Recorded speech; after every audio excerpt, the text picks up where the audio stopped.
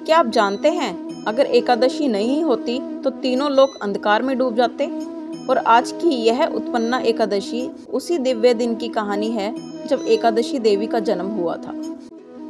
कभी सोचा है एकादशी का व्रत इतना शक्तिशाली क्यों होता है? क्यों इसके प्रभाव से पाप दूर हो जाते हैं, मन शांत हो जाता है और जीवन में अद्भुत परिवर्तन आने लगते हैं? क्योंकि इसके पीछे एक जन्म है, एक अद्भुत अलौकिक जन्म, देवी एकादशी का जन्म। और आज हम उसी पवित्र कथा को सुनने वाले हैं, उत्पन्ना एकादशी की कथा। बहुत समय पहले पृथ्वी और स्वर्गलोक दोनों पर एक भयानक संकट छा गया था। एक दैत्य जिसका नाम मुरासुर था, वह इतना शक्तिशाली था कि देवता भी उससे कांपते थे।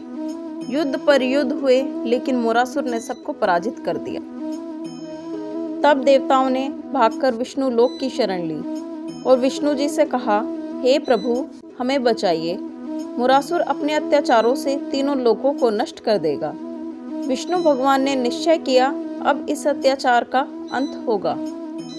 भगवान विष्णु और राक्षस मुरासुर का युद्ध शुरू हुआ। विष्णु भगवान के बाणों से पृथ्वी कांप उठी। मुरासुर भी अपने दैत्य शक्ति के साथ डटा रहा। युद्ध लगातार हजारों सालों तक चला। अंत में भगवान क्षीर सागर में विश्राम के लिए एक गुफा में प्रवेश कर गए। मुरासुर उस गुफा में पहुंचा जहां भगवान विष्णु विश्राम कर रहे थे। वह उन पर वार करने ही वाला था कि तभी हुआ दिव्य चमत्कार। एक अत्यंत तेजस्वी दिव्य देवी प्रकट हुई। देवी इतनी शक्तिशाली थी कि उनका रूप देखकर मुरासुर कांप उठा। देवी बोली, तू सोते हुए भगवान पर वार करेगा? पहले मुझसे युद्ध कर। युद्ध शुरू हुआ और कुछ ही क्षणों में देवी ने मुरासुर का वध कर दिया। भगवान विष्णु जागे। उन्होंने देखा कि देवी ने उनकी रक्षा की है। भगवान विष्णु ने कहा, तुमने आज तीनों लोकों का कल्याण किया है। अंततः मैं तुम्हें एकादशी नाम देता हूँ, क्योंकि आज चंद्रमास की एकादशी तिथि है। आज से जो भी व्यक्ति तुम्हारी पूजा करेगा, व्रत रखेगा, उसके पाप नष्ट होंगे और उसके जीवन में दिव्य प्रकाश आएगा। तो यह थी उत्पन्ना एकादशी की पूरी कहानी। उत्पन्ना एकादशी सिर्फ एक तिथि नहीं है, ये वह दिन है जब एकादशी व्रत की शुरुआत हुई थी। इस दिन व्रत रखने से पापों का नाश होता है, मन की शुद्धि होती है, आध्यात्मिक शक्ति बढ़ती है, जीवन में स्थिरता आती है, मानसिक शांति आती है, विष्णु भगवान की विशेष कृपा मिलती है। यह व्रत किसके लिए शुभ है?